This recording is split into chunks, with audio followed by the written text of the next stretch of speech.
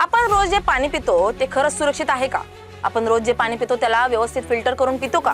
त्या पाण्याची गुणवत्ता कितपत योग्य आहे हे कधी थांबून तपासतो का?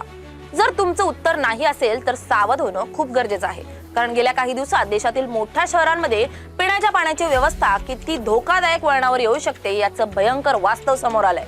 डिसेंबर 2025च्या शेवटच्या दिवसात आणि जानेवारी 2026च्या सुरुवातीला मध्य प्रदेशातील इंदोर आणि गुजरात मधील गांधीनगर या दोन ठिकाणी जे घडलं ते ऐकून कोणाच्याही अंगावर शहारा येईल.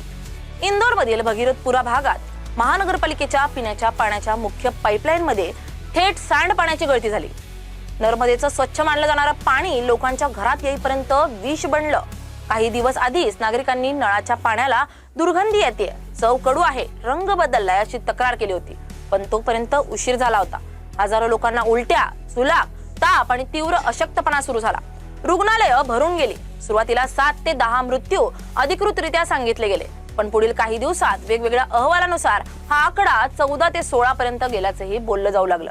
आजारी पडलेल्यांची संख्या 1400 ते 2500च्या पुढे गेल्याचे अंदाज आहेत. पाण्याच्या तपासणीत ई कोला आणि क्लेप्सिएला सारखे घातक जीवाणू आढळले.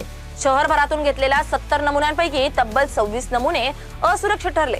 तपासात असं समोर आलं की एक मुख्य पाईपलाईन सार्वजनिक शौचालय किंवा नाल्यांच्या जवळून जात होती आणि तिथेच गळती होऊन सांडपाणी थेट पिण्याच्या पाण्यात मिसळलं. एका क्षणात संपूर्ण परिसराचं आरोग्य धोक्यात आलं. याच काळात गुजरातच्या गांधीनगरमध्येही वेगळी पण तितकीच धोकादायक घटना घडली. तिथे ड्रेनेज दुरुस्तीचं काम सुरू असताना पिण्याच्या पाण्यात दूषित पाणी मिसळलं आणि टायफॉइडचा उद्रेक झाला. 100हून अधिक रुग्ण नोंदवले गेले. लोकांना उकळलेलं पाणी प्यायला सांगण्यात आलं. पाण्याच्या टाक्या स्वच्छ करण्यासाठी क्लोरीनच्या गोळ्या वाटण्यात आल्या. वेळापत्रक पाहिलं तर 31 डिसेंबर 2025 ते 1 जानेवारी 2026 दरम्यान इंदोरमध्ये पहिल्या मृत्यूंच्या आणि शेकडो रुग्णालयात भरतींच्या बातम्या आल्या. 1 ते 2 जानेवारीला प्रयोगशाळा चाचणींनी पाणी दूषित असल्याचं स्पष्ट केलं. 1 ते 3 जानेवारी दरम्यान राष्ट्रीय मानवाधिकार आयोगानेही मध्य प्रदेश सरकारकडून याबाबत अहवाल मागवला. 3 ते 6 जानेवारी दरम्यान मृतांचा आकडा वाढत असल्याच्या आणि अजूनही लोक आजारी पडत असल्याच्या बातम्या येत राहिल्या. आणि त्याच दरम्यान गांधीनगर मधील टायफॉइड प्रकरणही समोर आलं. प्रशासन जागं झालं. इंदोरमध्ये गळतीचं ठिकाण दुरुस्त केलं गेलं. पर्यायी पाणी पुरवठा सुरू करण्यात आला. हजारो घरांची तपासणी करत आरोग्य पथकं फिरली. आशा वर्कर आणि ANM ताईंनी ORS वाटलं आणि नळाचं पाणी वापरू नका असा इशारा दिला.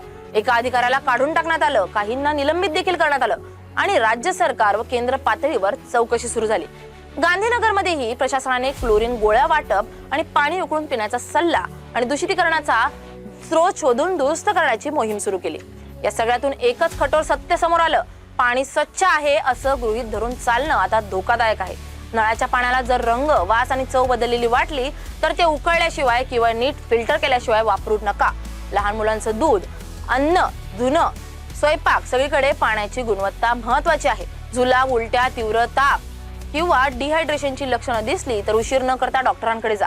योग्य वेळी उपचार झाले तर कॉलरा, टायफॉइड, गॅस्ट्रोएंटरायटिस सारख्या आजारांचे गंभीर परिणाम टाळता येतात. आज प्रश्न इतकाच आहे, आपण रोज जे पाणी पितो त्यावर खरंच विश्वास ठेवता येईल का? की आता प्रत्येक थेंबाकडे शंकेने पाण्याची वेळ आली आहे? कारण इंदोर आणि गांधीनगरने आपल्याला एक धडा दिलाय. पाणी फक्त तहान भागवत नाही, कधी कधी तेच मृत्यूचं कारणही बनू शकतं.